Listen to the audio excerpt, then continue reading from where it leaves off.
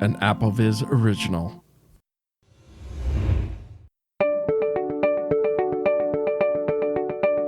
Hello, everybody, and welcome to an AppleVis Extra. This is a special edition covering the Apple's WWDC for the Worldwide Developer Conference for 2022. My name is Thomas Donva, also known as Anonymous. I am here with a couple of our AppleVis editorial team members. We have right over here is Alex Hall. How are you doing, Alex? I am not too bad. In about an hour, I'm going to be sweating and miserable, but right now, I am doing fine. Really hot in this room. Busy. You got busy things to do. I know Alex is going to be doing a blog coverage, and he's also been trying to be busy trying to get profiles for his iPad and his Mac. And in the other corner, we have Tyler Stephen. How are you, Tyler? I'm good. Excellent.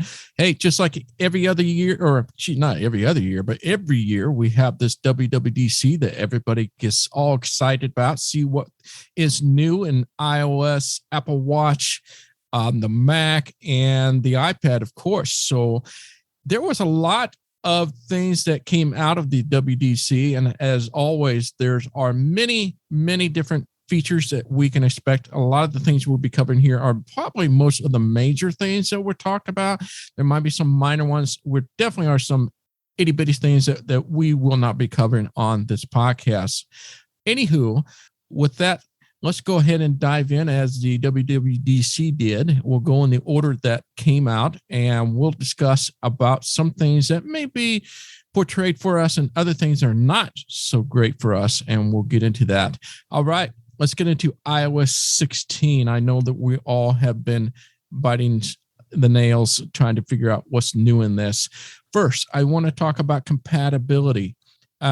My understanding is that you have to have an iPhone 8 and newer. So when I thought the 6S would be dropped, nope, the 7 gets dropped as well. So the 7 and down gets dropped. Now, that does not include the iTouch, their iPod Touch. My understanding, the 7th generation is acceptable for the iOS 16. So that's kind of a good thing. I don't know if you guys, Tyler, you were just mentioning you have a Touch. What generation is that? I have a 7th generation iPod Touch, and I didn't think that it was supported. Is it supported, the 7th gen? Because that's an A10, and I'd be surprised if it was supported because the 7 and the 7 Plus are not. Did you hear that the 7th gen iTouch was supported? Mm-hmm. I saw a list of all the devices. I saw all the way down to iPhone 7. Or I'm sorry, iPhone 8, not to confuse. So iPhone 7 is not compatible and below, but it listed the iPod Touch 7th generation. That's interesting. Wow. Okay. I skimmed it briefly and I saw iPhone 8 and later, and I figured, because that's an A11, I figured the iPod Touch was not supported because it has similar specs, but who knows? I'll have to investigate that further. Okay. Because that's what the device I have for testing purposes. Awesome. So, these are fresh news. So hopefully we're portraying some of the information. We're reading this as we do the podcast. It's just been an intense couple hours trying to digest all this stuff too. So the biggest one that everybody's talking about is the lock screen. So the ability to be able to customize the lock screen. And that means, yes, you'll be able to customize how you want the lock screen to look. That in terms of this multi-layer thing, though, guys, I'm not so sure about. They discuss about wallpapers, being able to change fonts and things like that. I think it'd be great for our low vision folks, but us blind people, we're not going to be able to take advantage of that because I guess some of the wallpapers are really rich interface or animated and things like that, like the weather. We're not going to be able to see, of course. The widgets are very much like, my understanding is very similar to the Apple Watch computations, which is kind of makes me think, this is interesting. It's more like a computation. So it's kind of a mini version of the actual widgets that we're used to in the home screen. So you will have your own lock screen gallery. So the widgets are going to be different from a different gallery, from my understanding. So with that, I am curious what you guys think of the modification and customizing your own lock screen. Do you think that will be very interesting? Before I answer, though, I'd also add that as I understand it, you can have multiple lock screens, just like you can have multiple watch faces. Mm-hmm. So if you want to, you can have, 3 of them set up. And anytime you open up your lock screen, you just 3-finger swipe left or right between them. And you can have whatever widgets and things that you want. And it also moves your notifications to the bottom, which will be, for those of us who use just touch to go to things quickly, that's going to be a bit of a learning curve for me, at least. I'm so used to going to the middle or the top. And now I've got to go to the very bottom, where before there was a flashlight and camera at the bottom, which I don't care about. So that'll be a bit of a switch. But overall, I'm kind of excited about this. I know, Tyler, we've spoken before. You don't use widgets, right? You don't really like them?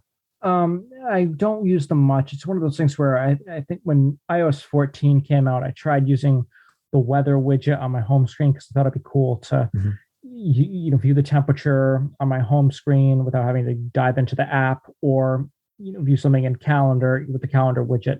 But I found that they more often than not, it was kind of getting in the way of how I am used to organizing my things. Yep.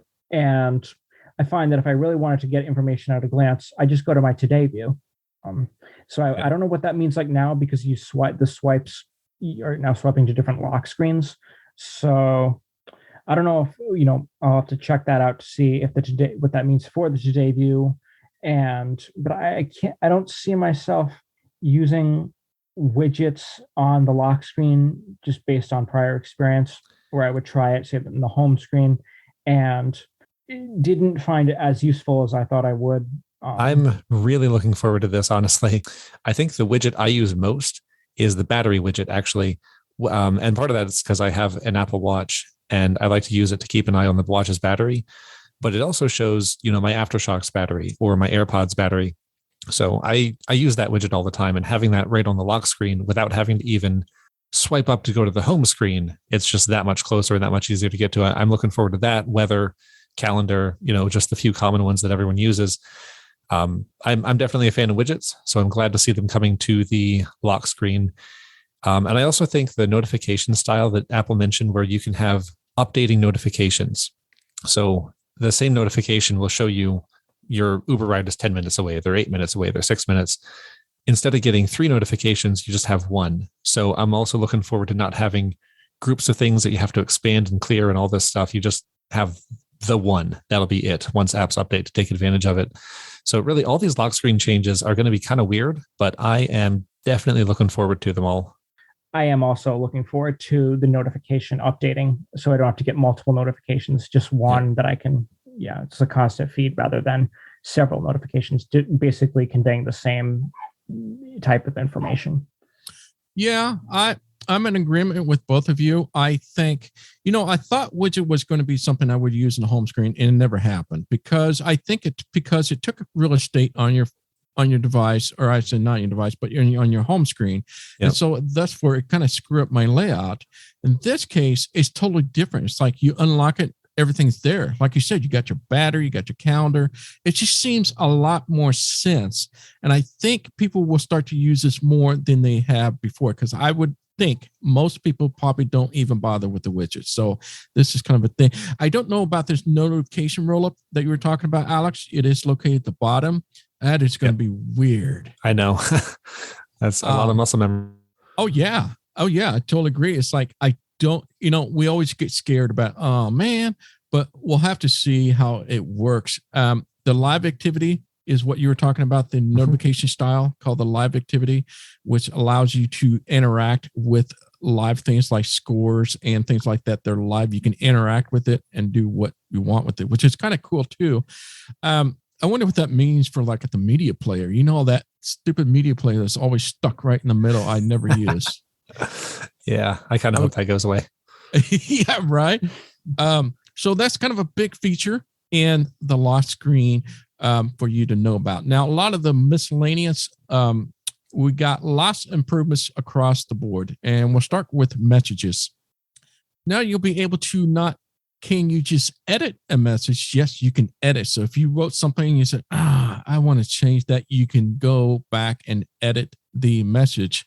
You can also recall it. So if it's something like, I wish I hadn't sent that message. You can recall that back if they haven't seen it. I think that's how that works. I wonder if you can call it once it's been read. You guys have any clue? No idea. Yeah, a lot of these things we don't know how it's going to work yet, but there's some of the things that they offered on the keynote today. And then you can mark unread threads. So if there's a thread that you've already read, you want it to mark it unread, you're able to do that. I love that. That is kind of a cool thing because sometimes I don't mean to do that. I want it to come back and so I can see that. So that is going to be a helpful one, I think, myself. And then the big thing that they tout is share play. This is going to be mentioned a lot in this podcast. They've really taken the share play to the next level in terms of collaboration. We'll get more into that when we get the iPad. But for the iPhone, you'll now be able to share play along with the messages. So you could be able to collaborate with different items. Some of the things like keynotes, notes, those kind of things, you could be able to share play with it. What did you guys think of the new improvements of messages? I think they're useful improvements. I especially like the ability to mark things as read because, like you guys, I intend to come back to a message and then I might forget. Whereas if I see that I have a message that's unread, or that's marked as unread, I'm more likely to actively return to it. As far as the editing and recall, again, I don't know how that works either. It sounds like a neat feature. I don't know if it's something I would use, but maybe that it's there. Maybe I would think to use it more. Maybe that's discovering that I have it. Maybe I would find a use for it. I don't know. But I definitely think those makes the Messages app, if nothing else, more powerful and more sort of brings in an attempt to sort of bring it up closer to the competition with other messaging apps. What do you think, Alex? Same boat. Basically, I'm probably not going to edit any messages. I mostly communicate with family members and friends, and if I make a typo, they don't care. They know what I mean. So I probably won't edit those. But it is good to have. I do sometimes do more professional iMessage things, so that I guess will be nice. But SharePlay, I don't plan to use SharePlay at all. Yeah. I don't currently use it, and I probably won't. I can see it being helpful for a certain kind of user, but I'm not that kind, I guess. So none of these improvements, apart from marking as unread, really impact me personally. But as Tyler said, it's good to see them. They're kind of coming more in line with, WhatsApp and other platforms that offer more powerful options.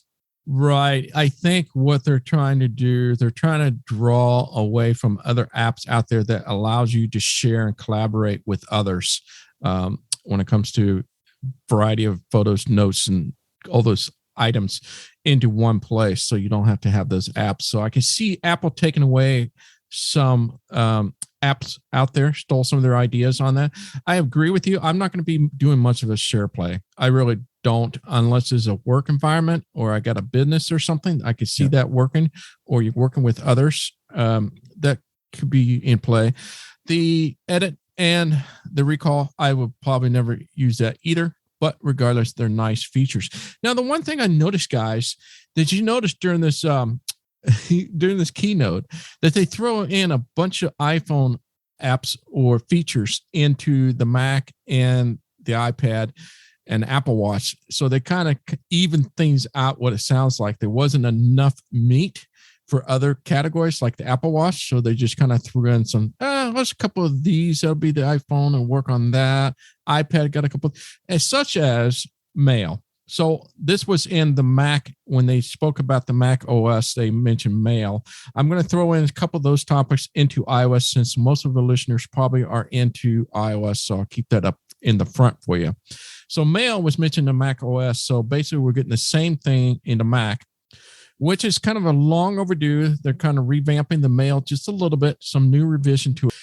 Now you can schedule a mail. So if you want to schedule at a certain time, my understanding, you can recall for a moment. This is kind of a new thing. So momentarily, if you feel like you hit the send button, it's like, oh, I didn't really want to send it, you'll be able to recall it. And they have this remind later. So if you get an email and you want to say, I don't want to deal with it right now, remind me later though, because I do want to get back to it or whatever. or you can do a follow-up on it. So it notifies you that you are being reminded to do a follow-up on this email. So what do you guys think of the Mail app itself, of the features? Very small, but kind of powerful. Yeah, I think the follow-up is also the option to, if you send an email and you don't get a response in a certain amount of time, then Mail will let you know, hey, by the way, you sent this thing a week ago and they never answered. And it'll remind you to follow up on that. So nice stuff to have, kind of like messages. I don't see myself using a lot of these very often, but I'm glad to have them. And I know a lot of Mail clients on other platforms and even on the Mac do have them. And some of them sounded a little bit familiar from even, the iOS Gmail app. So again, Apple's playing catch up a little bit in some ways, but that's fine. They needed to do it eventually. So it's good that they're focusing on this release being a lot of nice to haves and things that people will really use. Even if I'm not one of those people, it's good that they're out there now. What do you think, Tyler? I'm kind of the same way. These aren't things that I currently use. They remind me, some of those features like scheduling and suggested follow-ups kind of remind me of what's available in the Gmail interface. Right. And I think they're kind of like, I don't use other third-party email clients, so I can't speak to those, but I've definitely seen some of those features in Gmail. And also I've heard they're improving their search function in Mail. So, and that's helpful sometimes if I'm looking to find a message, if my inbox is cluttered or I just have multiple very large threaded conversations. I do find I use the search function a lot in Mail, both on Mac OS and iOS. So any improvements to that, making it more precise or smarter, I will welcome. Well, let me tell you what I'm nervous about, though. On the Mac specifically, Mail has always been one of the apps that hasn't been really touched. So it hasn't been affected by that weird problem where you can't arrow up and down the table without interacting first. Then you lose, don't get the whole row and all that. I'm worried that macOS 13's Mail revamp is going to break that, and it's going to break the way that I like to use that messages table. So I'm a bit scared to update just to see what happens, but it's going to have to happen eventually.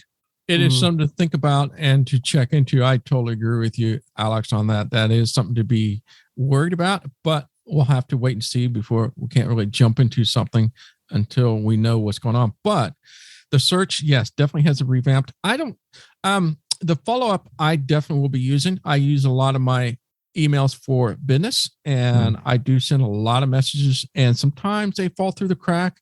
And so it would be great to have a follow-up. So I do like that feature. The others, like you guys says, is very similar to messages. It definitely indeed does.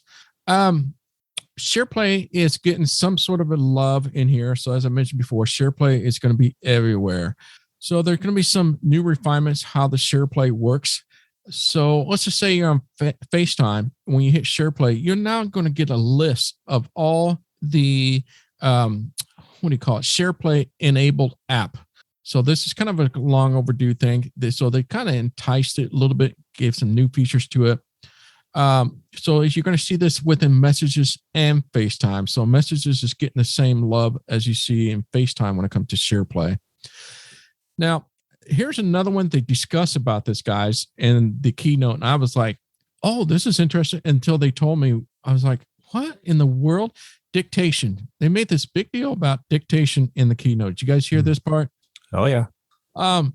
So basically, when you now dictate, the keyboard will stay up. And to me, maybe it's a voiceover thing.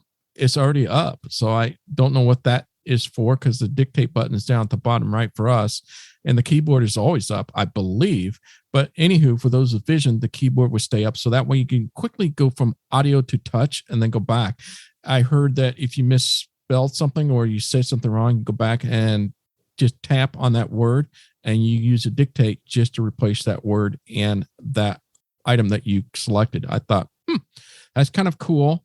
So double tapping a word has always been the way to select it visually. I know that doesn't really help VoiceOver, but if you're not using VoiceOver, that's how you do it. So I think they're just saying you can type, you can use your cursor navigation, you can use all the usual touch gestures that you're used to, and you can leave dictation open so you can speak whenever you want to at the same time. I think they're just trying to combine both of those into one input.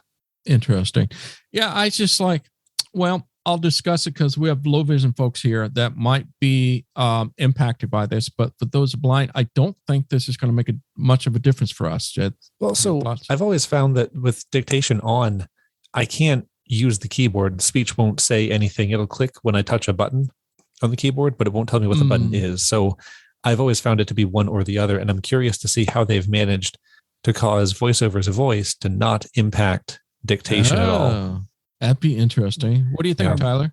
I wonder if perhaps if you're using headphones or, earbuds or headphones that, where the audio input comes through that rather than the speaker, maybe the mic will have an easier time ignoring, or who knows, maybe this machine learning magic that they're advancing will have ways where if the system knows to it, certain parameters of VoiceOver voices, maybe it knows to ignore it. I don't know how that would work, how that would actually work, but that's maybe possible. I don't know. I can't imagine that it'll change a whole lot for me because when I use dictation, I usually speak and then afterwards I'll check it over and use the keyboard to correct any typos or things that it didn't get. So I don't think that will change a whole lot for me. Same. Speaking of magic, though, one other thing they mentioned, I don't think, Thomas, you mentioned this.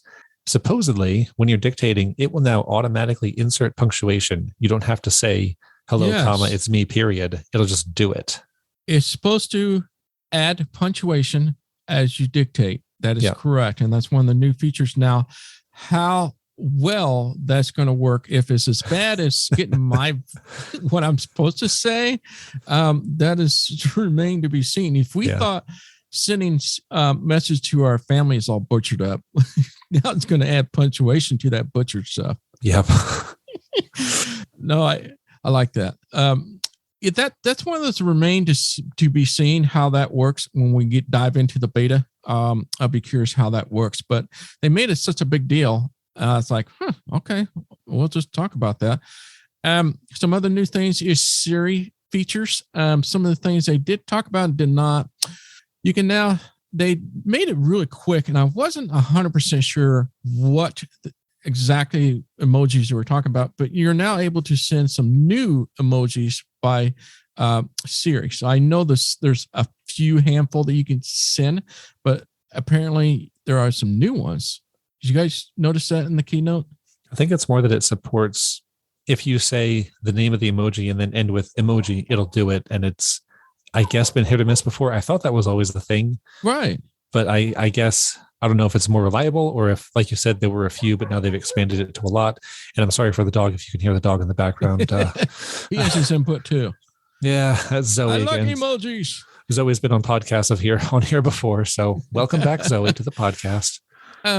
Yeah, so I know, I that the part I was confused about, but they talked about it, and I just thought I share that. Tyler, do you have any input on this emoji? Do you know? Not really. Again, I thought that you could do this before. Right.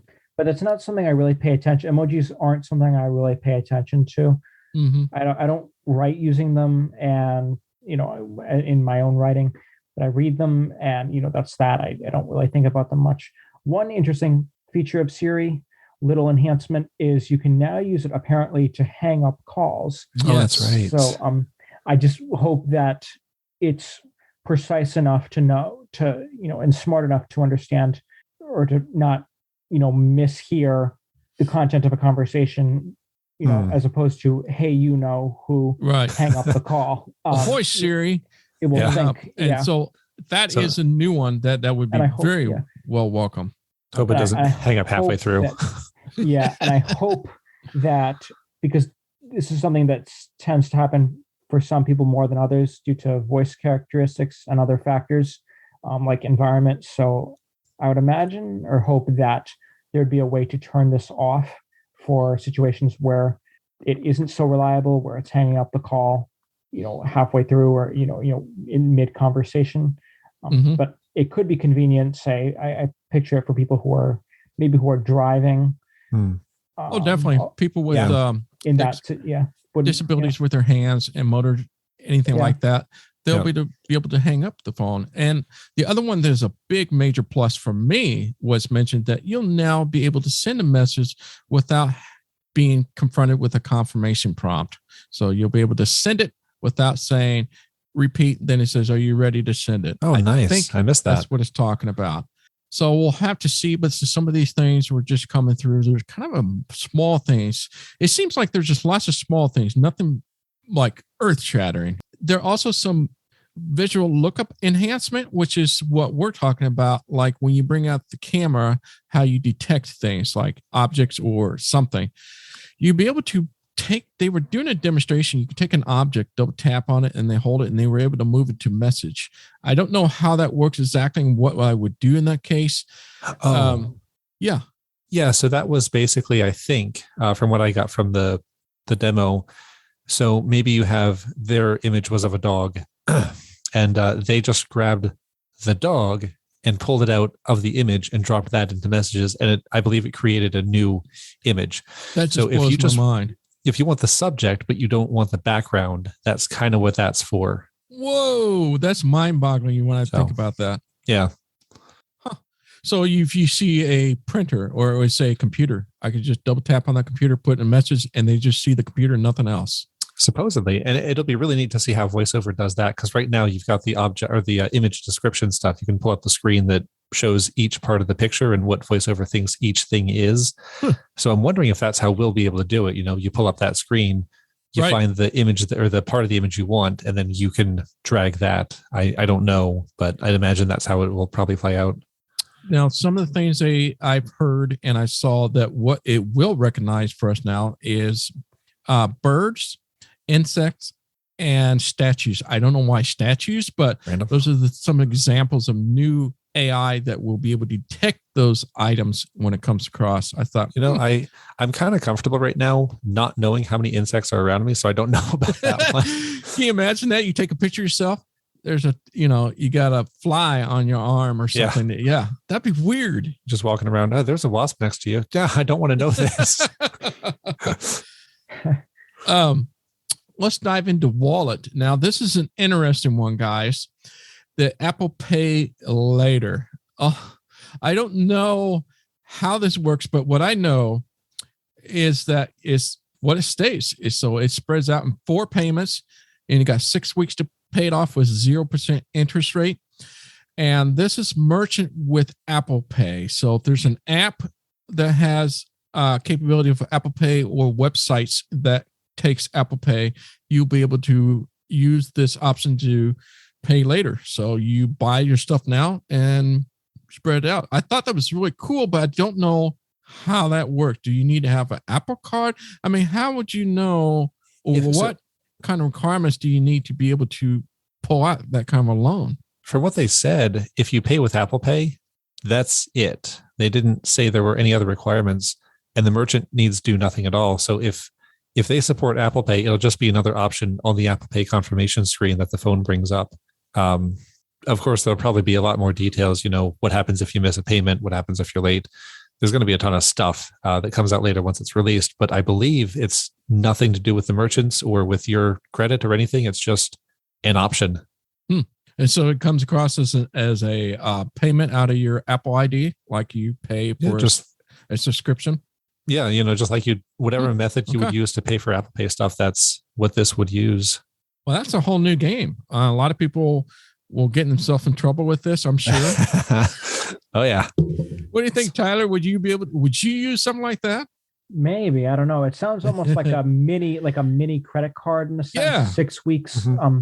They say no fees of any kind. Again, I'm not sure what happens, and how the payments are divvied up among, in that time, and what happens if you miss a payment or something like that. But maybe I use it in some situations. I don't know. It'll be interesting who will be doing this. What merchant? It's easier said than done. As in, it sounds great, but I'll never be able to use it because nobody supports it.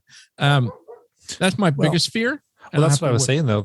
Any merchant should. From what they were describing on the stage, holy smokes, it's just Apple Pay backed. So if you support Apple Pay, you're automatically logged into this. Wow. You're done. Can you say this is dangerous for me on Amazon? Yeah. I really want. Oh my. So yeah,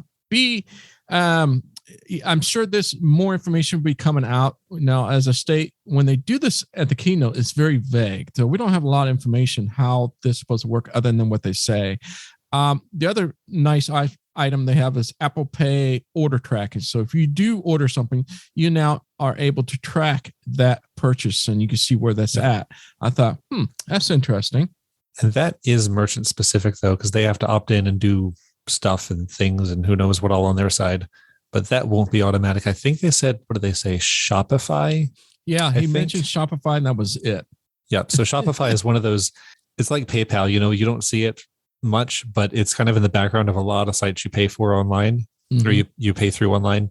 So if Shopify supports it, that's automatically going to add a bunch of your more common smaller sites, not your Amazon or anything, but the smaller ones that support Apple Pay anyway. Won't be all of them, but Shopify is a good start for that. They're pretty popular. Yeah, so it's going to be interesting to see how that all works. Again, like I said, the merchant is what's going to be important here when it comes to that portion. Yep. There's some improvement to digital ID and to keys. So you're able to share keys and digital ID. You're now able to extract or verify your age on certain purchases. So I suppose if there's an alcohol purchase, you have to prove it. Now they'll take part of your digital ID from your driver's license if your state allows it. So that was neat though. Like as they explained it, you can prove you're over 21. Right. The Apple Wallet will just say yes. It won't say, oh yeah, you're 27. So it's as few personally identifiable details as it can get away with, which is nice. I was laughing there when you mentioned keys, because there's so few. I know, right? It's like, well, I know they're talking to 99% of the people that don't have these keys to the car yet. Exactly. If you've got a $70,000 2023 car, hey, maybe it'll support it. But apart from that, or a couple HomeKit locks that are just barely on the market, no one has these at all. I don't. They always try to push it, Alex. I don't know why and to whom. I guess a lot of the Apple workers are very rich. I guess. I've never come across an Apple Wallet supported key in my life. No, me neither. I don't. I don't have a. I don't know anyone with a car like that. I don't. Right. I've never stayed at a hotel like that. I guess some hotels have them. I saw something where I saw something where offices, like of all things, WeWork. I saw something that they were looking to add. Right. Wallet key access key support to their workspaces. But that's pretty much all I know about wallet keys. There's a HomeKit lock or two that does this. They're new and not a lot of people have them yet, but that's the main use case I can imagine is, if you're hiring a babysitter, you just send them a message and it has a key in it, and then you can manage that key and revoke it if they ever leave your employer or whatever. But that would be nice. I think that would be cool. That's going to happen a lot more frequently than someone with one of these magic cars with the keys on them. I know. Gets a little more popular. We're talking about these cards that we use for office that we kind of swipe and it opens the door. And a lot of people probably don't know that, but we use these key cards that allows us into doors. And if they can build that into Apple, that would be fantastic. It would all come down to cost. I mean, offices are going to pay for a bare minimum thing. So if it's going to cost a lot, we're not going to get that. And I think like some of the hotels, like you were mentioning, it'd be great if it offers it, but like Disney, for example, you have to get the Disney app and you can unlock your door from your app. So you don't have to use this Apple Wallet. So they got around that. So it'll be interesting to see if that comes out more. So the nice thing, though, is they did mention they're pushing this toward an open standard. So you can imagine in a few years, if that works, maybe Android supports this because it's now not an Apple standard. It's just an open thing that anyone can implement.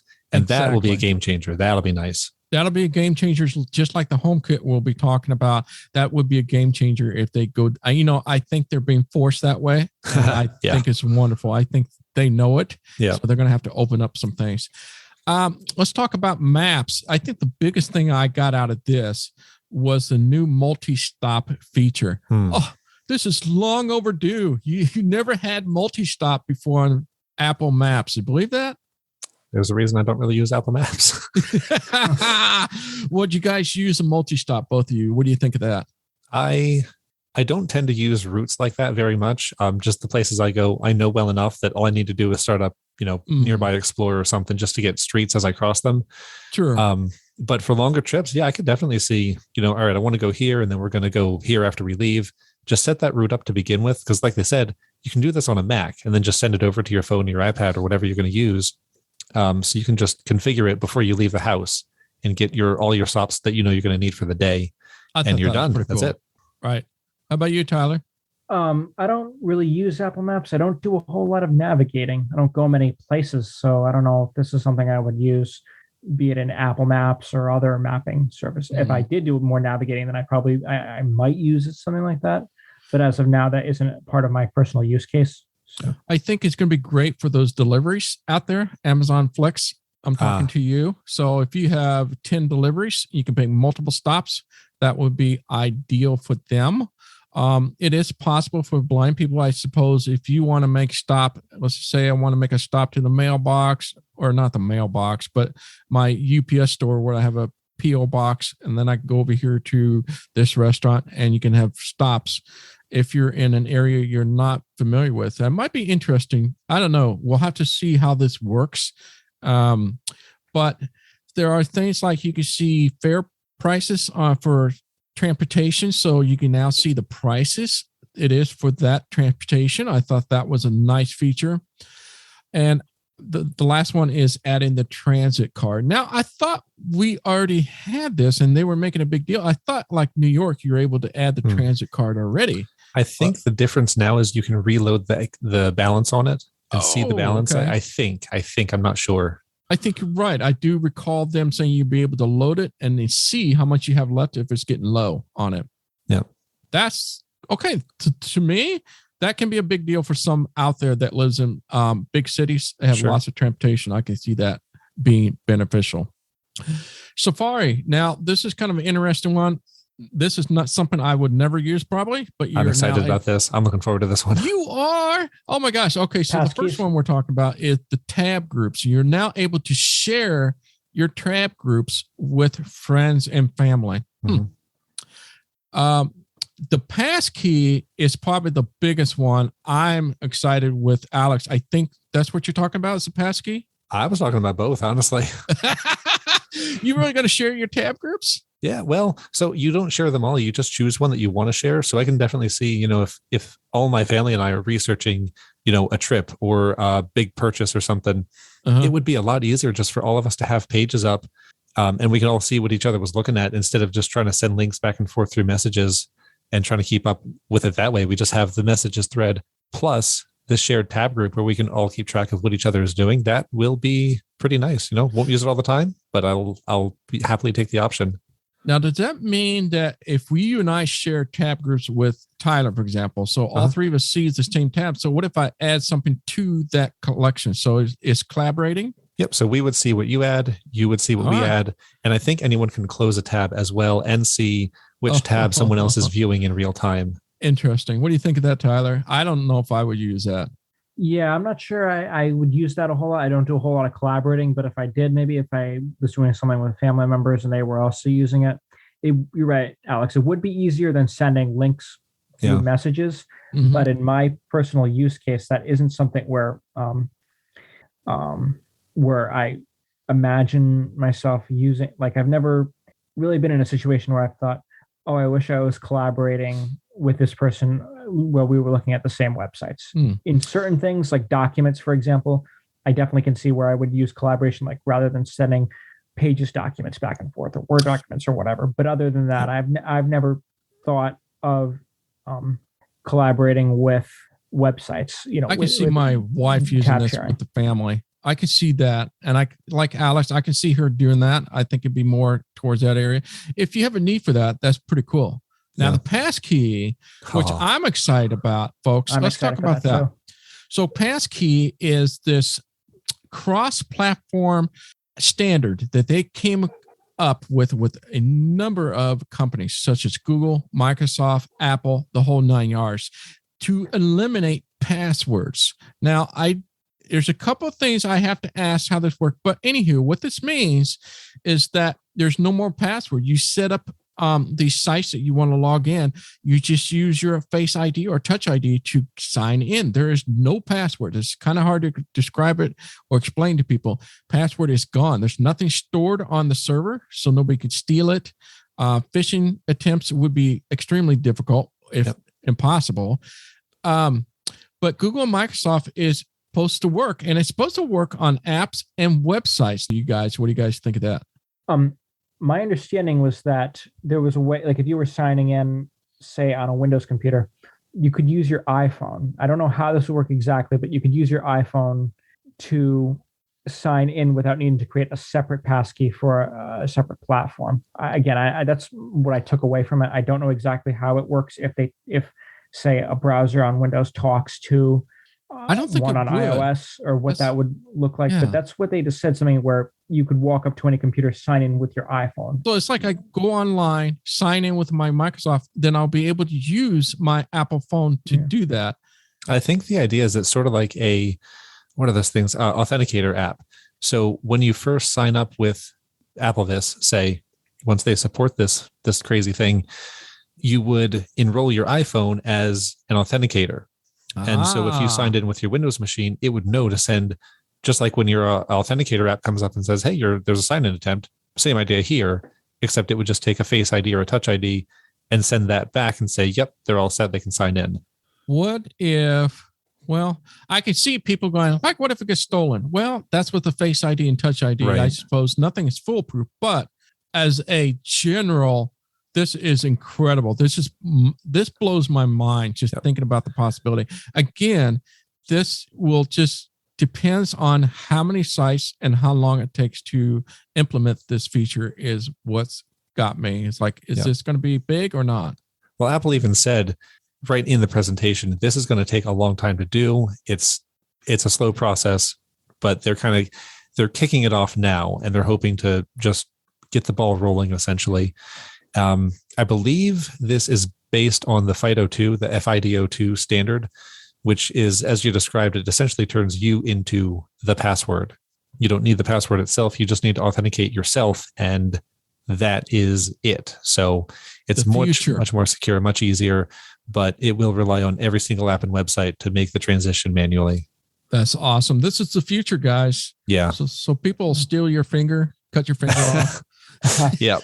But what's good about this is what I understand is that you can use, at least on Apple devices, it syncs so that it's like a password, and that if I was signing in, say, if I created a key on my iPhone and then wanted to sign in on my Mac to the same site, I wouldn't have to take out my iPhone to do that, to authenticate. I could just do it with my Mac, similar to how the authenticator built into iCloud Keychain works today, where I can use TOTP-based authentication, sign in with my, with Touch ID with a password on my Mac, and not have to take my phone out to get the verification code from the Apple authenticator. You hear it? And now David Goodwin is, I know he's listening to the podcast. So he's the main dude of AppleVis. Hey, David, we would like to have this for AppleVis. Yeah, we would. Pulling his hair out. Yeah. Now there are numerous of other little things. I'm not going to go through all of them, but I'll just kind of hit some of the big ones here. I think like the photo sharing. This is kind of a cool thing. So you have an iCloud photo sharing. So in other words, you are able to now to share your folder of photos or photo that is very much like we talked about collaboration, meaning that I can send it to a folder to Alex and Tyler. They can see the photos, they can add photos to it, delete the photos, and things like that we were talking before. I think I think it can be a bigger thing than I realize. I think this is going to be used more than I think. Would you guys agree, Tyler? See, this for me, I don't have a whole lot of photos myself, but I could see how this could be a potential small quality of life improvement for me, because my family shares a lot of photos, and right now it just happens all via messages conversation, just a perpetual text stream. And especially times where it's busy, where there are a lot of photos, I get inundated with notifications that I frankly don't care about. And it's all these, these notifications, all these pics and captions and other commentary that the sender puts there all comes in as a message.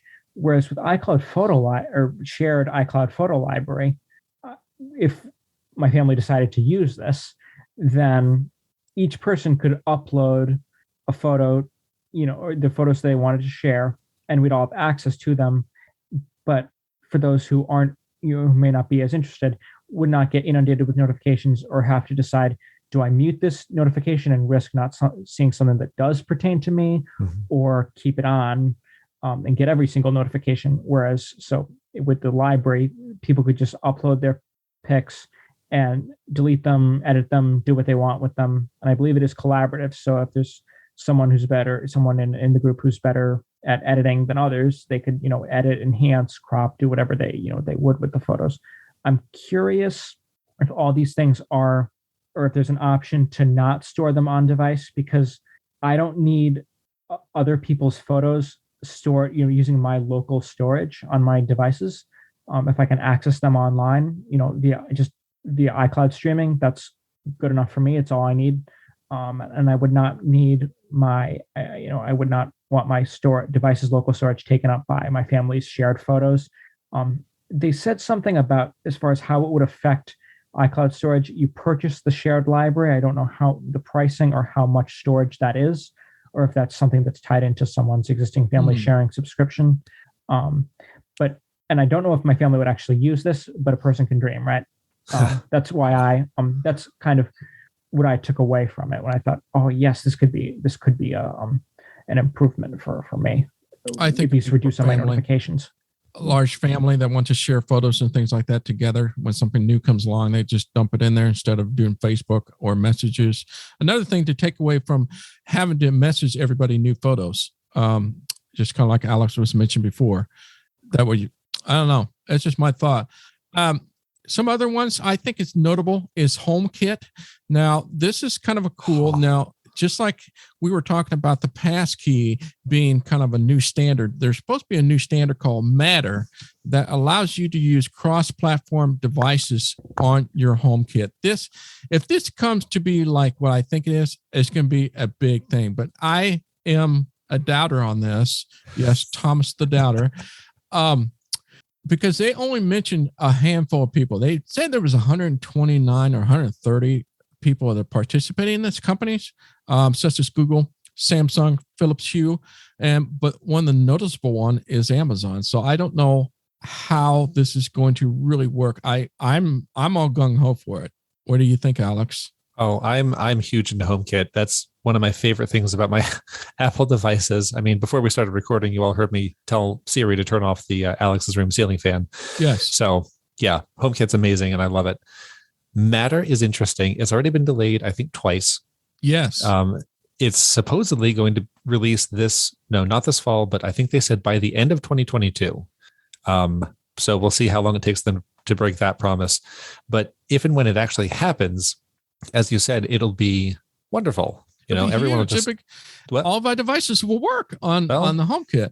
Supposedly, but that's kind of, that's the question is HomeKit is partially all about, security. Like part of why it exists is because it's more secure and private than, say, the Amazon platform. How will it be then that we can enroll an Amazon device into HomeKit and have the same expectation of privacy? So there are still questions. And I'm hoping that an announcement this fall, at one of the next Apple events is going to address some of these concerns that everyone has. I listen to a HomeKit podcast as well. I don't know if I can plug them here, but they're really good. They're from one of the big Apple coverage sites, and they have the same questions. So it's not just that we're missing something; it's that there are legitimately unanswered questions, which is why I was surprised that they even mentioned Matter at the presentation today, because they have nothing to go on. Like there's no update. Why do they even bring it up? Exactly. And here's the big kicker for all of you out there before you get too crazy, is that this will apply, my understanding is new devices. So if you already own a Nest or you already own a Ring, well, guess what? You'll have to buy a new Ring, a new Nest that has the Matter. Oh, so no, a lot of devices can and do Really? already support it. Because they Okay. knew this was coming. So they've built them for a while to support it when it comes out. Not all of them, certainly, but Okay. there are a number of them that can do it. I think Thread is what you might be thinking of. Thread is a whole new radio standard that has to be built in from the ground up, but Matter is more protocols and software than actual radio hardware like Thread is. That'll be interesting. We'll have to wait and see. I'm not totally convinced, but we'll see. But I had to mention that. But they did rewrite the Home app, which I'm hoping won't introduce any accessibility problems, because there are a lot of amazing apps for HomeKit out there. Most of them are inaccessible. So it's basically for HomeKit users, it's Home, it's Eve, and used to be Home Plus, but they've kind of gone down the accessibility slide as well. So there aren't many options. And if Apple breaks the Home app in any significant way, I'm not going to be happy because I won't be able to do a lot. Yeah, the Wemo app is pretty good too. Is it? Oh, I haven't tried that one yet. The Wemo, it's Belkin. I'm not as advanced a HomeKit user as you are, Alex, but I do have a smart plug, and I connect my just basic fan, my basic night table fan to it, so I can tell Siri, turn the bedroom fan on, turn the bedroom fan off, and it's a small thing, but I do like it. As opposed to reaching over or standing up to walk over to switch the on-off state on the fan itself. That's the extent of my HomeKit adoption. And it's a Wemo, just a Belkin Wemo smart plug, and that app is accessible. Good to know. But there are other things in my house that I considered getting smart plugs for, like my air conditioner or something like that, where just simple on-off states have the device constantly in the on state and have the smart plug controlled by HomeKit dictate the power. We've got outlets and locks and light bulbs and a lot of stuff and switches. So, if they break the accessibility of this app, then it's not going to be great. It's not going to be pretty. And I'm going to be curious, and that's going to be another thing that we're going to have to test in beta, see how accessible things are. There's no doubt about it. I think a lot of HomeKit people are in the same boat with us. We'll have to wait and see. There are some fitness updates. There's some new goals you can meet on that. Yes. I'll talk to Alice about this because I knew he would be the guy that wants this fitness app. So the fitness app is now going to be finally a standalone on the iPhone, which is great. So you don't have to have an Apple Watch if you want to take advantage of fitness. I thought that was cool. It is. It won't be as accurate because, of course, they can't measure your exact motion or your heart rate or your blood oxygen or all the other stuff that goes into the motions. But we'll get more into this when we talk about watchOS. But there are some really nice fitness things coming along. But I don't know, Thomas, do you want to hit that now while we're right here? We're almost done with this, and we'll head into that. So the health app, that's another item that they kind of mentioned, and I'll throw into iOS, is that you're now able to track your medication. That's me. Older people have medication. So I'll be able to scan my prescription, and I'll add it automatically for me, and I can manage it. So I can create a schedule or a reminder, maybe I want to remind myself to take it. I wonder if it'll be a reminder as in when I need to refill it. That would be the big thing for me. And you can also track what you are taking and with vitamins. But my favorite is when you scan the prescription, it will check the other medication you have listed and see if there's any interaction with it and allow it to tell you, I want to let you know that medication interacts with the other medication. So I thought that was really, really cool. Yeah. Go ahead. It'll be nice on the Apple Watch as well. They've got, supposedly, I think they said they've got a new complication where it will, right on your watch face, tell you, hey, you forgot to take this thing, or it'll let you tap it and just say, yep, I took this vitamin or this medication, and it'll reset it for the next day. So the Apple Watch is going to kind of be part of that, but just a really convenient, easy way to note your medications throughout the day. I think it's going to be very beneficial. Is it something that you both would use? No, but I know people that will. I know people that are really looking forward to having this option. If you're a few meds a day or you have the pill organizer, this will just make it a little bit easier to keep track of things. Yep. Keep track of my drugs. Now let's go ahead and dive in. So what we did here, we did a really in-depth coverage of the iOS because I knew that'd be the most important. Now the rest of the categories, we're just going to lightly go over each of the highlights. We're not going to be as in-depth. So yes, let's dive into Apple Watch OS 9. So Alex, you take it away. I'm curious, what did you come away from this keynote about the Apple Watch that you are looking forward to? Honestly, they didn't do as much as I hoped. And I'm hoping this will kind of be one of those, there are a lot of small features that no one mentioned in the big release. They just come out over time in the betas. The one thing that kind of stuck out to me, apart from the new medication complication, is you're able to customize your workouts to a crazy degree now. And so I'm not a runner. Well, I'm kind of, I do jogging on the treadmill. That's all I do. And I'm not that good at it. But it will work. Yeah. So you can now do things like set it up so that if your heart rate goes into a certain zone, you can be notified. So, you can slow down, you have to speed up. You can do pushing yourself versus maintaining a speed. It'll tell you when you should do one or the other. It will now even track 3 different metrics as you run. Your, what do they call it? Vertical oscillation, contact with ground time, and something else. Basically, it's a way to help your stride and your efficiency. Yeah. And just honestly, to think that they can take a thing on your wrist and even get a clue about your overall running form is insane. It's insane, cool. As in the things they will be able to detect. And not only that, but the sleep cycle stages. Oh, yeah. That was mind-blowing. They are able to keep track, and you have this new sleep cycle that'll tell you which stages you are in sleep, how long and how often, and things like that. I was like, that is mind-blowing right there.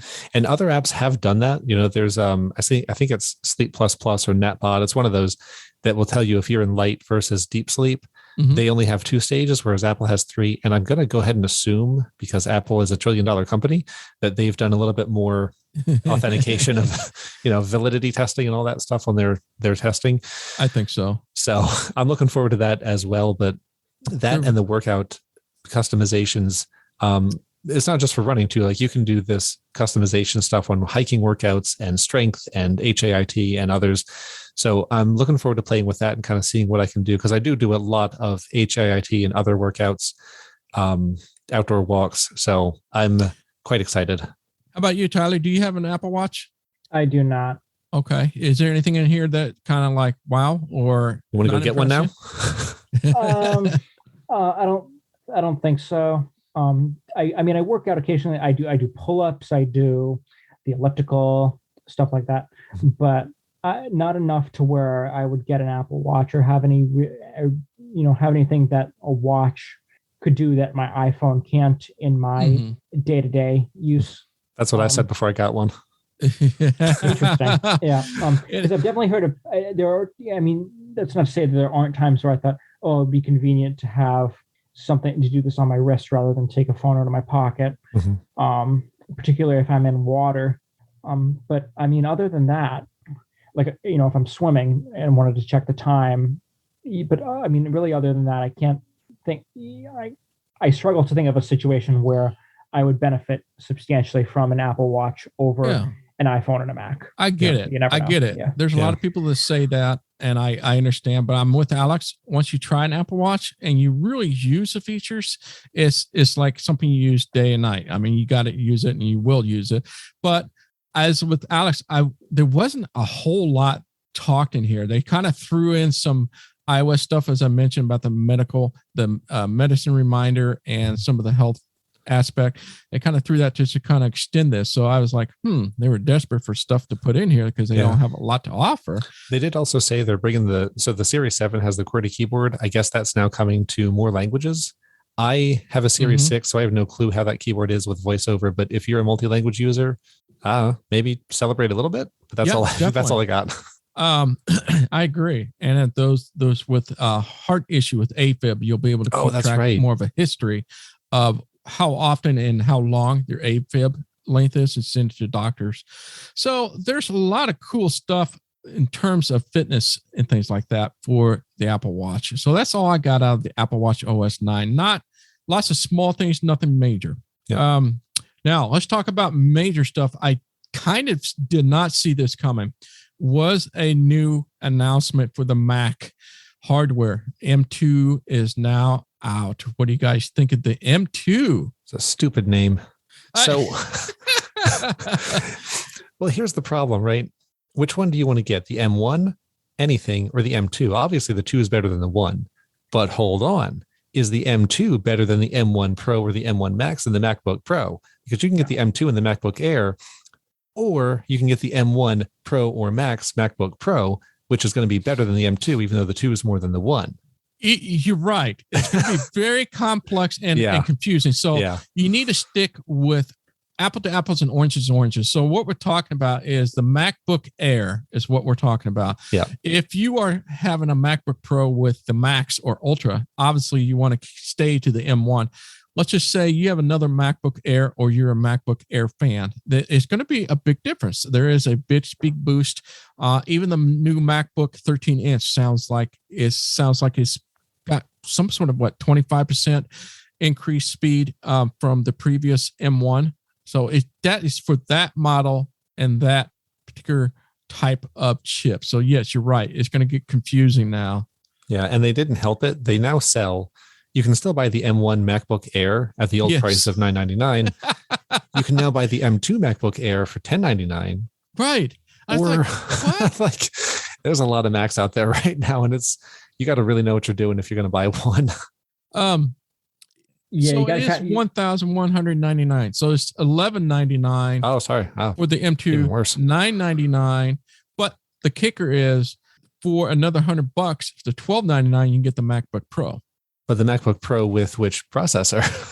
The M2. This is the M2. Yeah. Okay. All right. Yeah, I missed that one. I was a little bit confused as to the whole new lineup because I know they still have M1 MacBook Pros out there. Yeah, these were firstly, so they were the first one to be announced last year. So you didn't get all the cool stuff that the newer MacBook Pros got, like the 1080p webcam, 3 microphones on it, 4 speakers. Now they got this more of a deluxe stuff that you got to see in the MacBook Pro area. Now it's in the MacBook Air and MagSafe Center. What do you think of that, Tyler? I know you're a Mac hardware guy. Yeah, it is a little the chip. You really have to pay attention to chip variants at this point because again, there's the M1, which is really what they compare it against with the M2. So it is not superior to say an M1 Pro, an M1 Max, or an M1 Ultra, but it is an upgrade over the original M1. So MagSafe, I am excited for. I have a 2018 MacBook Air, which is it's obviously Intel, not a very powerful Intel processor. It's 1.6 gigahertz, but it's adequate, but it's not getting any newer, if you know what I mean. And so I'm tempted.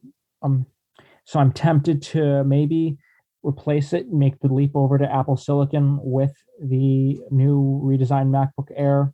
M2. Because MagSafe is one of those things where I do miss from my old 2013 MacBook Air. Because now it's USB-C or charged through the USB-C port, which is fine, except it takes out one port. It takes out one port. Whereas with this MagSafe, apparently, you can connect it magnetically and have your 2 Thunderbolt ports open. And, you don't have to swap connections out. Isn't that beautiful? And that is I believe for both the MagSafe is included in both the Air and the Pro, along with the 1080p webcam and what they're saying now, a full size or a function keys, which I don't know exactly how that differentiates from the previous generation, because I've never personally interacted with the previous generation. But yeah, that's what I know about it. Yeah, they didn't say, so I'm kind of curious. They only said MagSafe is back. I wonder if the MagSafe on the new Air is compatible with, like, Tyler, what you've got on your MagSafe right now on your old Air. Or if it's a whole new design that means new adapters and cables. I just kind of wonder what they did there. That is what I'm thinking too, is that, I wanted the old MagSafe. We don't know. Yeah. I don't even have the cables charger for my 2013 MacBook Air anymore. But yeah, because I ended up getting rid of that thing a while back. But it might be different power. Yeah, it might be a different power adapter is what I'm thinking. Yeah. That's what I would guess. Yeah. So what I think, guys, is that to not confuse people, this is for the basic entry level. So obviously this is like the bare bottom M2. That's not the Pro. It's not the Max. It's not the Ultra. Yep. And I'm talking about the chip. And so just because you have an M1 Pro, well, don't be confused, because the M2 may be slower than the M1 Pro, is what Alice was trying to say. It's just make sure that you understand that before you purchase your new Mac. But for those that have a MacBook Air and sticking with the MacBook Air, this is something for you to look at. I love it. So I think what you said, Tyler, is that you're thinking about it, maybe getting a new MacBook Pro or MacBook Air. MacBook Air, yes. Yeah. And Alice and I, well, we're stuck on Microsoft right now. Until I can boot camp it, I'll go back. I've got an M1 Mac Mini sitting right next to my Windows tower, and I've got one of those keyboard switches. So I just press the button and my keyboard and mouse switch from one to the other. Okay. I don't use the Mac all that often right now, but I mostly got it so I could beta test this summer. So I'm looking forward to installing the new Mac OS beta there, but I'm definitely not looking to upgrade it. If they came out with an M2 MacBook or Mac Mini tomorrow, I would not upgrade. I don't use it often enough to make that worth it. So your knob is stays put on. Oh yeah, pointing to Windows. Yeah. All right, so let's head over to the Mac OS. It is now called Ventura. I'm going to hand this over to Tyler. What did you get out of this? I'm curious what you think of the stage management thing. What are your thoughts are? My immediate thoughts are that this will not mean a whole lot to voiceover users. It sounds like a bit of an extension or an iteration of Mission Control, which is basically a way to organize your windows. For the way I use my Mac, I just Command Tab. And if I need to go in separate app windows, I just use the application or the window chooser menu. But I can't imagine, this sounds largely visual, so I can't imagine Stage Manager will make a big difference for me, but I'll have to see once I get my hands on the beta. I was thinking the same thing. I was like, listen to this. I said, this is all eye candy. So those with low vision, wow, you're going to have a whole new way of doing things, and might mess you up a little bit. How it sounds like a big UI change, as in how things look. For us that are using just VoiceOver, I don't think you're going to see any difference. I really don't. That's just my thought. The only thing I can imagine, and Tyler, you're going to have to help me out here because I don't really know what I'm talking about. But they did mention that you could drop files or things onto apps that are open inside of this Stage Manager that are on the side. I don't know if that'll make it easier to drop things onto apps than however you would do it right now with VoiceOver, but that's the only possible advantage that I could pull out of there. Yeah, VoiceOver's drag and drop facility it leaves much to be desired. And that's the thing where I've said in the past on AppleVis, on the blog or whatever, that they could use, I feel like they could use more of the actions menu, similar to how they do it in iOS, where you can use the rotor to mark apps for drag and drop, and use the actions rotor to, drop before, after, on, top of. Yeah. And I wish they would bring that to Mac OS. I don't know if this changes, if Stage Manager will change anything with drag and drop, or maybe if it changes the underlying functions to make it more conducive for a screen reader. I don't know. That I guess that remains to be seen. One other interesting feature of Mac OS is that apparently they've overhauled system preferences. It's now system settings, and it's supposed to be more close to the iOS, the way it's handled on iOS, apparently. That'd be neat. Yeah, that is interesting. What do you think of the new Spotlight options? It's just kind of made it more robust and more complex. It sounds like. I mean, it sounds like it's going to take effect to the iPhone as well. It sounds like the Spotlight is getting a little change to it.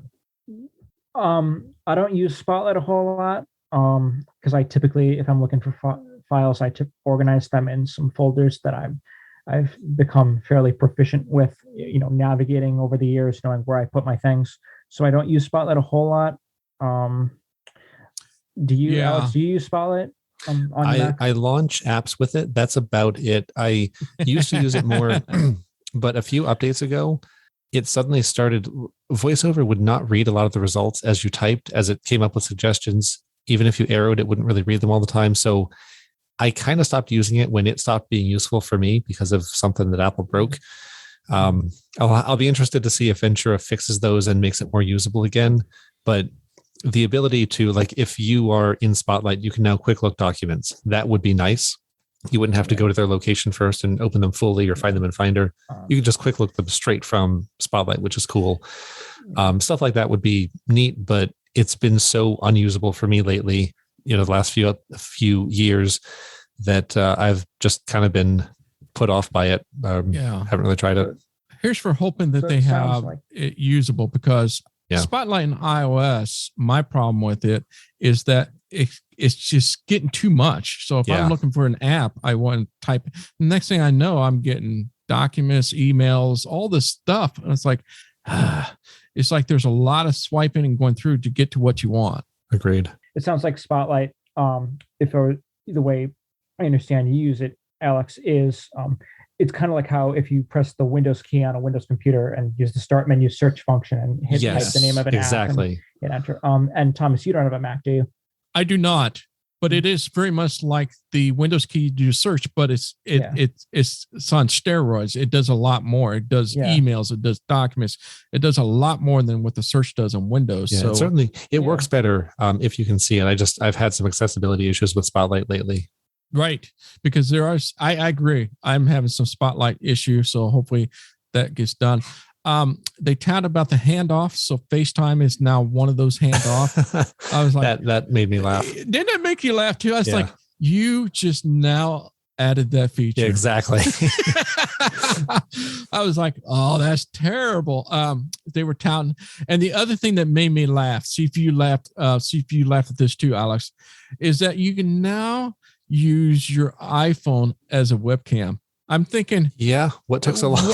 It's like, why don't you have the awesome camera that we have an iPhone on your webcam on your computer? There is that too. Yeah. I was like, that's what I was thinking. It's like, oh my gosh, you have to use the iPhone to get better view or resolution. I was like, this is terrible. This is your way of resolving all the problems people saying the webcam resolution sucks on a Mac.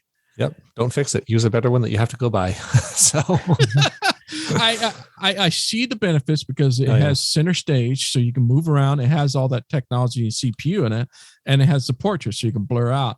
Again, that should be already a feature on the Mac. Is Tyler, are we going overboard on this or what? I think you pretty much hit the nail on the head. That's not something I would. That isn't something I would use. And when I was hearing them talk about it, I'm like, that's weird. Why can't the Mac just do that? Like where when you were developing the Mac hardware, why can't the capabilities? Because I know the Mac Studio can apparently, or the Studio Display can apparently use center stage, which center stage isn't something that I would use. I can't see. It's not something I really care about. I can't see unless I really needed someone to see my movements as I was on a video chat. I don't see myself using it whether I was on Mac OS or iOS. But it does seem weird because you'd have to, at least the way they described it, you'd have to put a stand on the display to get, and that's not something I'm not going to buy a stand. And that's that got me too. Like if I'm going to put my phone on a stand, which I'm going to put on my desk, and I'm going to set it all up so it can see me, why would I not just use the phone for the video call in the first place? Exactly. Where's the Mac come into this at all? I just had to laugh. I was like, I don't understand this. And they're making a big deal, but like, oh, look what we can do. I was like, yes, you're right. For those who can afford a Mac Studio Display, first of all, yes, you can do that on the Mac Studio Display. Very costly. It has a chip inside of it. So you need some processing power. So apparently they don't want to add another chip to your webcam. And even then, there have been a lot of complaints about the video quality on that display too. So it's I know on the most expensive thing you can get, they got problems with it. I was like, all right. Not a good camera. Anything else on the Mac OS Ventura that I did not discuss about that should be talked about? The clock and the weather app are coming apparently to Mac OS. Oh, nice. Wow. See, that's another thing. Seriously? Okay. Weird. Where was it before? Yeah. Like there's now a weather app for iPad. So another new one too. That's still no calculator. Long overdue. Never been a calculator. Is there anything else, Tyler? For Mac, not. I think that pretty much covers the main points. Obviously, or do you have another one? Yeah. Bring it on. They didn't cover it here, but they released it about a month ago. I guess there's going to be a new voiceover feature for checking the text that you're typing. So it'll pick up like spaces and extra punctuation and stuff that you might miss if you're reading with speech. Supposed to be kind of like what's that text analyzer with JAWS? I think it is. Yes. So it's a text checking. It's a new proofreading tool. I mentioned this in Unleash. So a lot of the stuff that we talked about in the Unleash is we're duplicating. These are the things that we heard about, and text checking is one of those where it checks for double space or capitalization, duplicates, and things like that. Minor proofreading. And I'm thinking when I said that to Unleash, I was like, "Are you kidding me? They didn't have this already?"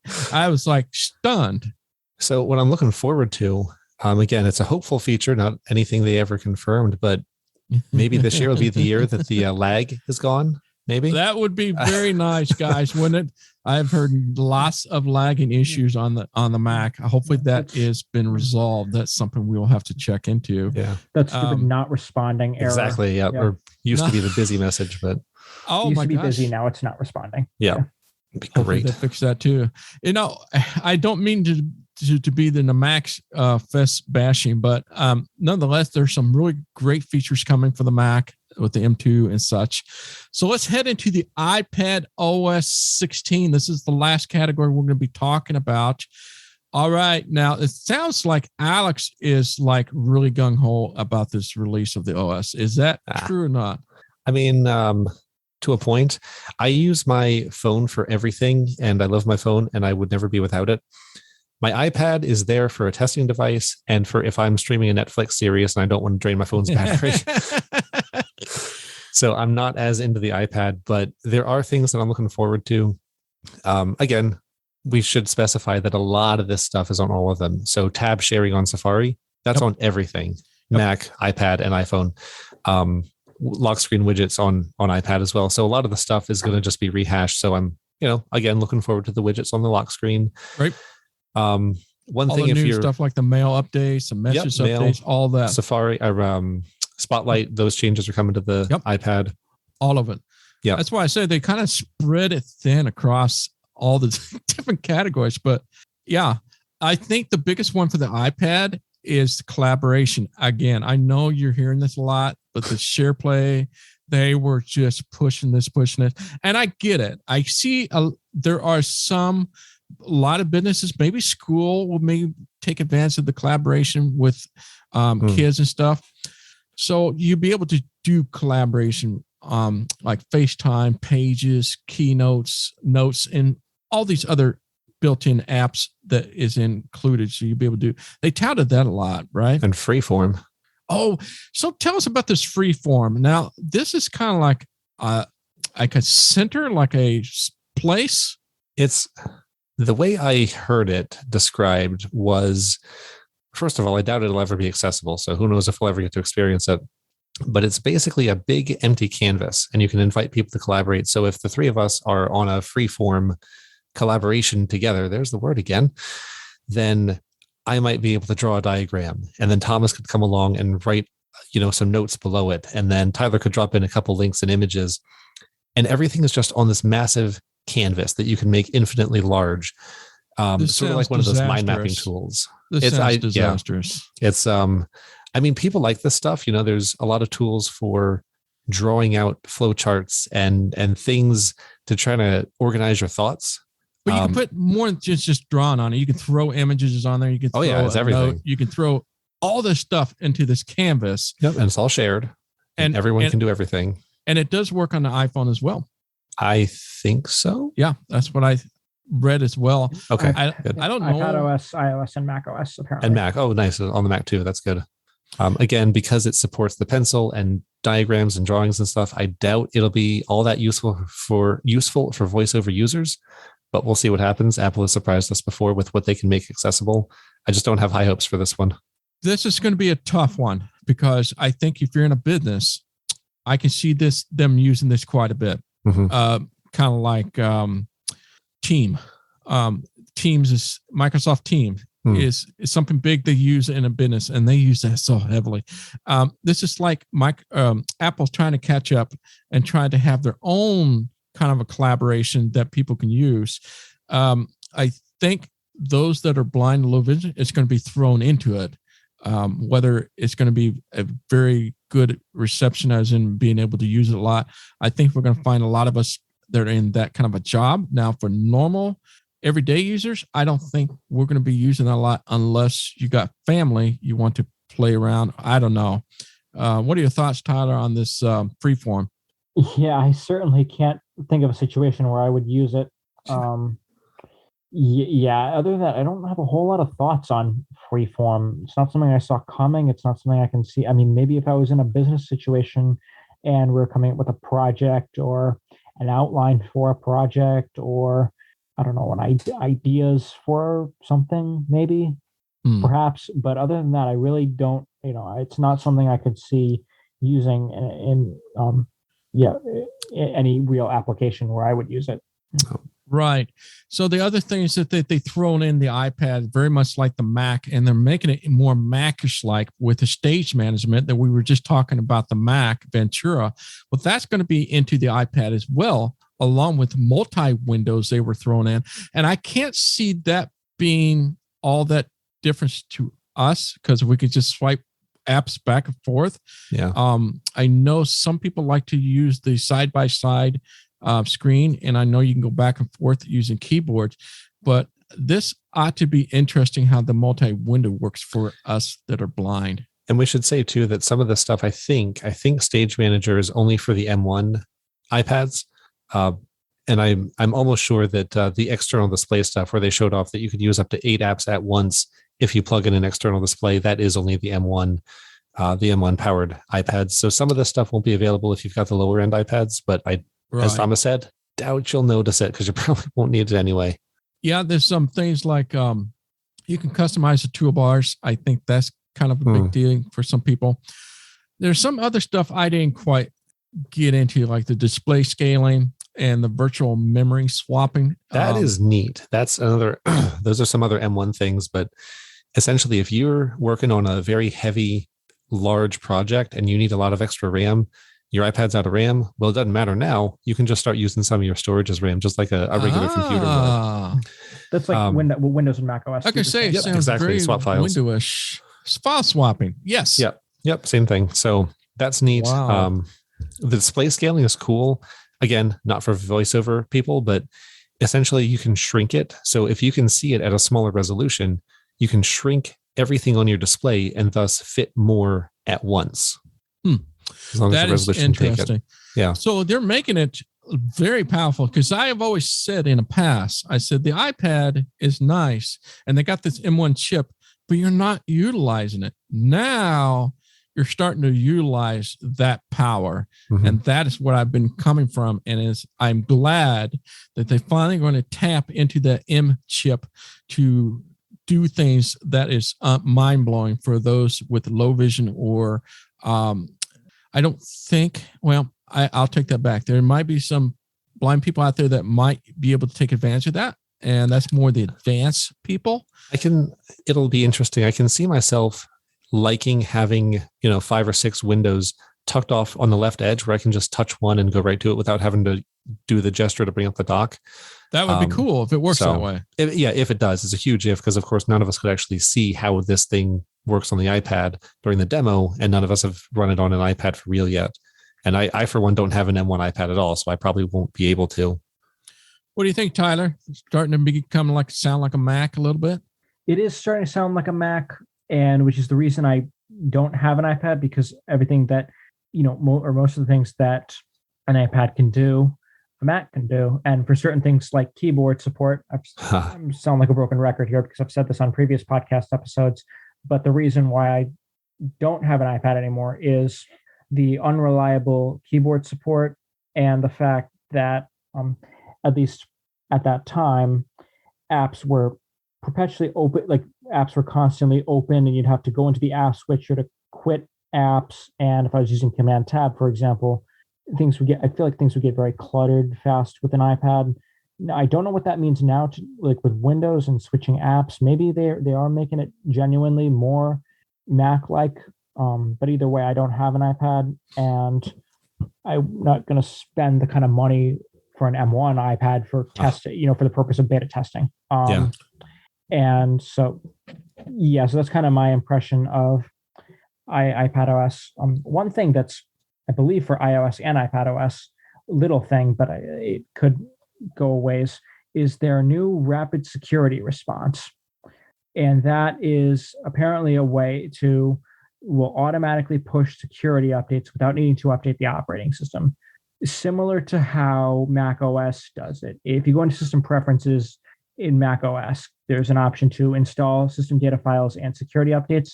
And apparently on iOS, there's a similar option in software update settings where you can install security updates without needing to update iOS. And the idea, the goal of this is to push security updates and quick fixes for 0 days faster without needing to push entire updates and get the user base to update their operating system. Can we get that for VoiceOver too? So we can just update VoiceOver without updating the whole thing?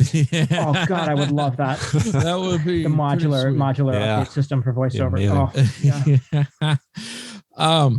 Well, that's a lot of things we just covered here in WWDC. There was so much. There are more things that we did not talk about. So be sure to check on AppleVis for the latest and greatest. Tell you one thing. One thing that we didn't mention, just real quick. Apparently, the iPhone is getting quick notes, which is kind of neat. I've always liked the idea of quick notes, which is where on your lock screen you can bring up a note, either the one you were most recently editing or a new one. And if you're a notes user, that's just really convenient. And I'm kind of happy that they're trying it out on the phone. That is convenient because it was on the iPad last year, but not on the iPhone. Yep. That is interesting. I'm glad you brought that up. Now, going back to the beginning, we were giving grades. So here's what I was thinking. So I gave a B to iOS. Everything else, I gave it a C just because there's a lot of eye candy stuff in here and a lot of collaboration, share play, which is going to affect me. And so I was kind of give it a C. What do you guys think in terms of grade level for today's keynote? All right. So iPad OS probably gets a B from me. Because it has a lot of the same features as iOS, and it does bring the new window management stuff, which if you're sighted will be cool. Mac OS, a C sounds fair. The Mail, the Spotlight, some of that stuff is good. The VoiceOver improvements with text checking is nice, but it remains to be seen how that actually works in practice. WatchOS, I would have to give a D. I'm not. There's some nice stuff. I like the workout stuff is cool. The sleep stuff, if it works as advertised, is cool. Apple doesn't have the best record with some of the new things that they bring out being quite as accurate as they claim, so we'll see. But there's just a lot of low-hanging fruit, I feel like, in watchOS that isn't being addressed, that I really wish they would do something more about. No kidding. Like you were saying in our email, and I totally agree, we need haptic sounds and notifications. We need that. I hate getting the same tone. Same thing. Everything. Exactly. Was that a vital doorbell alert, or was it just Facebook Messenger from that thread I don't care about? Like, you can't tell because it's all just the same ding. Yeah. What about iPad? And then we'll go to Tyler. So iPad, I think I gave a B as well because it shares so much. It's got a lot of the same features, but it brings window management and some of the new stuff. And as you were saying, they're starting to tap into the M1 a little bit more, which is good to see. So we'll see how that goes. But iPads are fine. What about Tyler? What do you think? What's your grade on each of those categories? Oh, man. I would say for iOS, probably a B, and Mac OS, probably a C. Maybe a lot of that remains, a lot of the things that I care about is really in the details. When I do beta testing, I like to deep dive into these things, both operating systems, iOS and Mac OS, to see about the features that we talked about, right? Yeah. So I mean, things we talked about sound. Some of them sound pretty cool. I'll have to. So I would say for iOS, I don't want to grade things that I don't have real world experience. I don't want to grade things I don't have real world experiences with. So I'm going to defer, on the iPad OS and Watch OS. Okay. Because for iOS, I'm going to give it a B. For Mac OS, I'm going to give it a C. Okay. No, that makes sense. I just thought we'd do something a little different, like an expectation, what we thought. And I know our listeners, got some really listeners out there that are going to say they gave an F. I could just see that. There's some that are going to give it A all across, but I think what we're hearing here is fair assumption. Now, of course, we don't know all the new accessibility things in here quite yet. Yes, they gave us a highlight back in Globus Awareness Day that we discussed on Unleashed last month, that we talked about some of the new accessibility features that are coming. But I will say this, okay? I'm going on the limb on here, and I'm not 100% sure, but all of us, we heard rumors, and we'll see if this is right or not, that iOS 16 does have eloquence voices. Oh, bringing that up. Yeah, I brought it up. I'm bringing it up because I don't know, because we don't know if it's true or not, but there are some, from my here, there are some new accessibility settings in terms of Braille display and things like that. We will have to dive into it.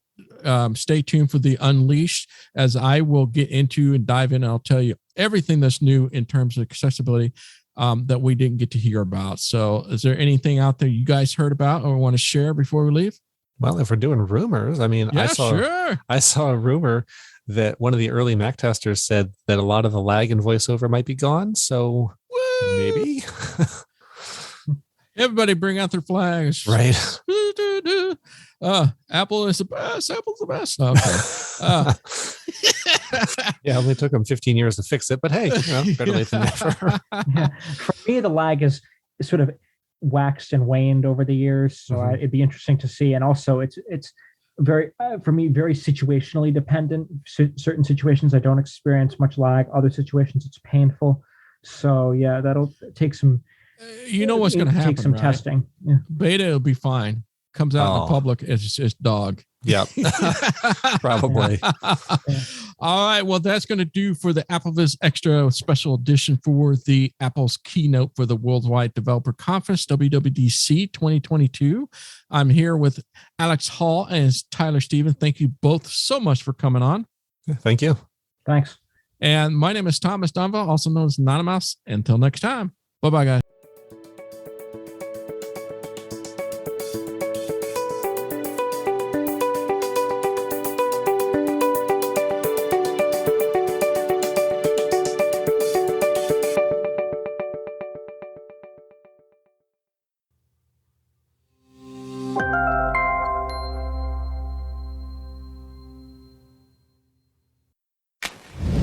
This AppleVis podcast has been brought to you by the community of AppleVis.com. For the latest in resources and tips and tricks to get you the best experience from your Apple device, visit www.applevis.com.